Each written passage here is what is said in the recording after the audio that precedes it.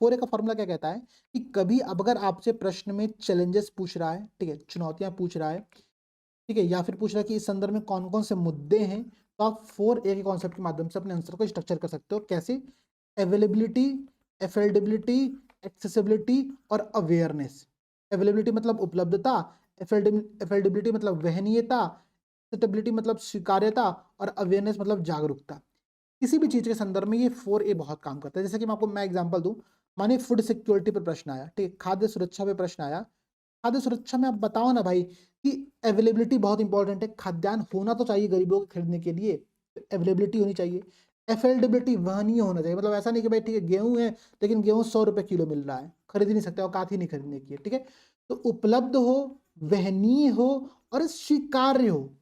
कई बार ऐसे food items होते हैं जो कि जरूरी होते हैं लेकिन लोगों के मन में एक्सेप्टेबल नहीं होते, स्वीकार्य नहीं होते, जैसे मोटे अनाज। मोटे अनाज सबसे अच्छे हैं, सबसे इंपॉर्टेंट है और बहुत सही चीज है, लेकिन क्या लोग उसको स्वीकार नहीं कर पा रहे अभी यहाँ पर, ठीक है। अभी मैदा वाली रोटी खाने से फुर्सत नहीं मिल रही है।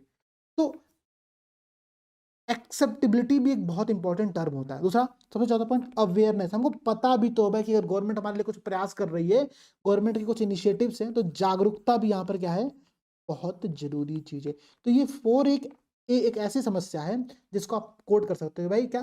खाद्य सुरक्षा के सामने 4 चुनौतियां हैं, अवेलेबिलिटी, एफोर्डेबिलिटी, एक्सेसिबिलिटी और अवेयरनेस। इन चारों को आपको थोड़ा एक्सप्लेन करना पड़ेगा, डायरेक्टली केवल ये लिख करके नहीं आ सकते हो। या फिर अगर आप फ्लो चार्ट बना रहे हो तो फ्लो चार्ट बना करके आप इस प्रकार से लिख करके एक एक एग्जाम्पल या फिर एक एक पॉइंट सब में कोड कर दोगे, आपको नंबर मिल